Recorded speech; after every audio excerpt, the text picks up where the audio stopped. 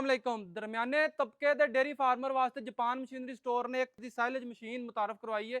ये छोटे ट्रैक्टर नाल भी चल जाती है, तुसीं मोटर लाना चाहते हो सोलर वाली ਉਹਦੇ ਨਾਲ भी चल जाएगी, इंजन वगैरह लगाना होए तो ਉਹਦੇ ਨਾਲ भी ये चल सकती है।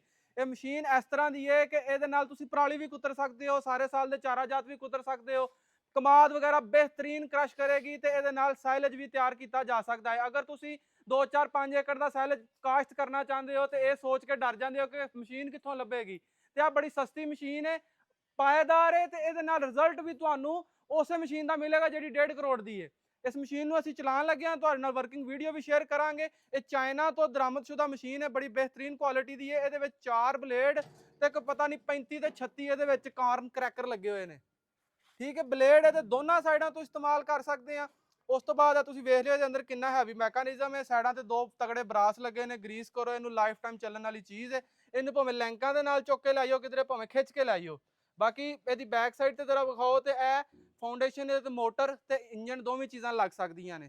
ਉਸ ਤੋਂ ਬਾਅਦ ਇਹਦਾ ਇੱਕ ਹੋਰ ਫਾਇਦਾ ਹੈ, ਜਾਂ ਤੇ ਇਸ ਬੂਮ ਤੋਂ ਤੁਸੀਂ ਰੱਦਾ ਲੈ ਸਕਦੇ ਹੋ ਬਾਹਰ, ਜਾਂ ਫਿਰ ਇੱਥੋਂ ਲੈ ਸਕਦੇ ਹੋ ਥ੍ਰੈਸ਼ਰ ਦੀ ਤਰ੍ਹਾਂ। ਠੀਕ ਹੈ, ਇੱਥੋਂ ਅਸੀਂ ਖੋਲ ਕੇ ਇਹਨੂੰ ਥੱਲੇ ਵੀ ਸੁੱਟਣਾ ਹੋਏ ਤੇ ਸੁੱਟ ਸਕਦੇ ਹਾਂ। ਉਸ ਤੋਂ ਬਾਅਦ ਇਹਦੇ ਵਿੱਚ ਇੱਕ ਸਭ ਤੋਂ ਬਿਹਤਰੀਨ ਫੰਕਸ਼ਨ ਹੈ, ਚੱਲਦੀ ਮਸ਼ੀਨ ਨੂੰ ਅਸੀਂ ਫਾਰਵਰਡ ਰਿਵਰਸ ਕਰ ਸਕਦੇ ਹਾਂ। ਯਾਨੀ ਟਰੈਕਟਰ ਮੋਟਰ ਜਾਂ ਇੰਜਨ ਸਾਨੂੰ ਰੋਕਣ ਦੀ ਜ਼ਰੂਰਤ ਨਹੀਂ ਹੈ। ਰੱਦਾ ਫਸ ਜਾਂਦਾ ਹੈ, ਇੱਥੋਂ ਇਹਨੂੰ ਅੱਗੇ ਪਿੱਛੇ ਕਰ ਸਕਦੇ ਹਾਂ, ਚੈਨ ਪਿੱਛਾ ਨੂੰ ਟੁਰ ਪਏਗਾ। ਇਹਦੇ ਵਿੱਚ ਵੇਖ ਰਹੇ ਹੋ ਕਿੱਡਾ ਬਿਹਤਰੀਨ ਕੁਆਲਿਟੀ ਦਾ ਚੈਨ ਲੱਗਾ ਹੈ, ਜਿਹਦੇ ਨਾਲ ਅਸੀਂ ਰੱਦਾ ਇਹਨੂੰ ਆਟੋਮੈਟਿਕ ਤਰੀਕੇ ਨਾਲ ਫੀਡ ਕਰ ਸਕਦੇ ਹਾਂ।